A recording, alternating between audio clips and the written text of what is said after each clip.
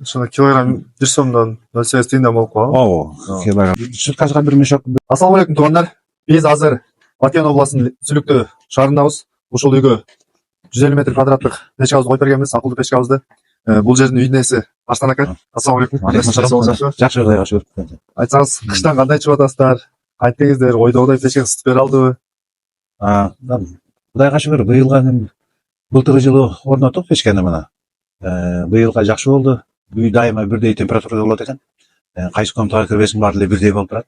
Мурда эми жөн печке коюп жүргөн убакта бир комнаталарды жылыта турган болсо, калган комнаталарды муздагыда турганда коноктор келгенде гана жылытпасаң, башка убакта азыр баардыгы бирдей, жакшы. Температурасы бирдей сакталып турат. Жакшы. Ойдогудай болуп атабы? Кудайга шүгүр жакшы. Мени интернеттен таап чалдыңыз эле. Ооба, ошондой болгон. Көргөндөй эле болуп атабы? Чал интернеттен алып, мына өзгөндөн сиңер, өзгөндөн келип, былтыр келип коюп берди. Жакшы, маратса менен. Айтсаңыз, канча көмүр иштеттиңиз? Канча тонна көмүр алдыңыз эле? Каяктын көмүрүн алдыңыз эле? Быйылга 4,5 тонна кетти окшойт магачы. 4,5 эми азыр дагы кышын акырга чейин дагы бир тонна, 1,5 тонна кете турган болсо, бир 5 тоннадай кетип калат окшойт эми бир кышка. Көмүр болсо, көмүр эми иштеп алып атабыз эми деле эле майдача төркө. Кичине ирик болсо деле мына биздин сеткасы бар экен, сеткадан өткөнүнө эле салып атабыз. Ириктерин алып коюп атабыз, сатат окшойбуз деле эми. Канчадан алып атасыздар көмүрдү? Негизи өзү барсаң базаларда айтып атат, ушу 800 миң сомго чейин көмүр тоннасы. Ошондо килограмм 1 сомдон 0,8 тыйындан болуп калган. Ооба, килограмм ошондой болот экен. Бункерге толтуруп койсоңуз канча күнгө жетет? Бункерге толтуруп койгондо бир 3 мешок деп атат экен, 3 суткага жетет да. 3 суткага жетет. Бул кыштын күнүнө. Кээ бир убакта бир мешоктон кичине көбүрөөк болуп калат. Ошондо деле бир 3 суткага барып атат, жетип атат. Эми до конца чүрбөй эле салып коюп атабыз да баары. Кичине аз калганда дагы удур төгөнүп калбасын деп дагы үстүнө салып коюп атабыз.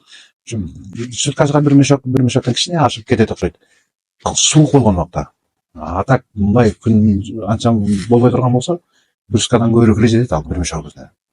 Где-то бир 4-5 күнгө жетип калат да. Ошо бир толтурганыбыз. Үйүңүз канча метр квадрат? Менин үйүм 144 метр квадрат иштегенбиз. Печкени дагы ошо 150 метр квадрат алганбыз.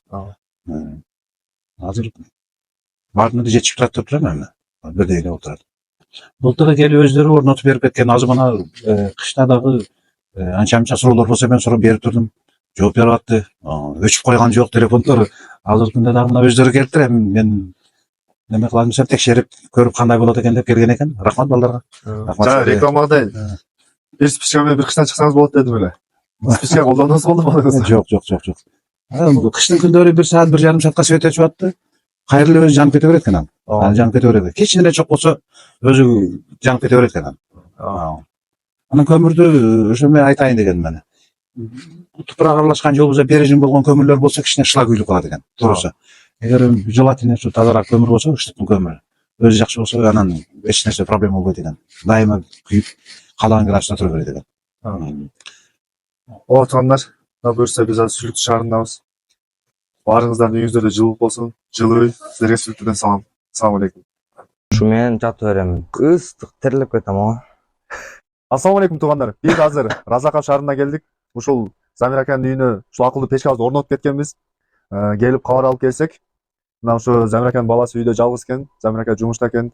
Жакшы иштеп атат деди печка. Айып жок дейт. Жана ошо өзү иштетип аткан күндүгө өзү караган баласынан интервью алайын деп келдик. Канчанчы классыңкы? 9. Атың ким? Алымбек. Алымбек, Ушу печканы өзүң карап атпсың? Өзүм карайм. Канча күндө көмүр бир саласы? Кыйнап атабы печка? Кыйнабайбы? Ушулар бир сире айтып берсең.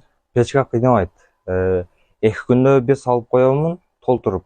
Ошентип эстен чыгып калат толтуруп коюшчу. Жатып бересиң, ыстык болот. Келип күлдү тазалап коём, болду. Ушу менен жатып беремин. Көп кыйнабайт анан. Карап коесуң. Свет өчүп калса, өзүнүн өтү менен өзү күйүп кете берет. Ону карабай коесуң да. Бир күйгүсөң болду, ошо менен кете берет да. Болду. Үйдө жылуулук кандай болот? Үйдө ыстык терилип кетем ага. Терлем үйдө. Тер дегенде мына жерден температураны түшүрүп койсоң болот. Көрдүм. Мынтан шамал азайтып коебуз. Потун колдонуп атасыңбы? Төлкө көмүр. Көмүр, Көмүр. Маяка толтуруп коем, болду. Маяка тийишпейм. Толтуруп коем, күл чыгарып коем, болду. Башка эчтеке тийишпейм. Кыргызстанда күйүп турат. Дайыма күйөт. Ойдогудай болуп атабы кыскасы? сабакка мешать этпейт атабы окуганы? Жок. Мынакей туугандар, биз азыр ошо Разаков шаарындабыз. Бул үйдүн метр квадратын примерно ушу 150 чейин болчу. Ошондуктан биз ушу 150 метр квадрат ыстап турган печкабызды алып келип орнотуп бергенбиз. Баары жакшы дейт. Сиздер да ушинтип эч нерседен кызмат болбойт. Буйртма берсеңиздер болот. Өзүбүз алып келип, өзүбүз орнотуп беребиз. Мына 9-класстын баласы карап атат бул акылдуу печканычы. Так что сиздин үйүңүздө дагы ушу бала менен тең бала болсо, ошол өзү эле карап коет. Главное ушу эмне? Көмүрдү толтуруп коюш керек. Анан болду. Калган күнүнө бир жолу күл алып койсо жетиштүү болот. Баарыңыздардын үйүңүздөрдө жылуулук болсун, жылуу үй. Ассаламу алейкум.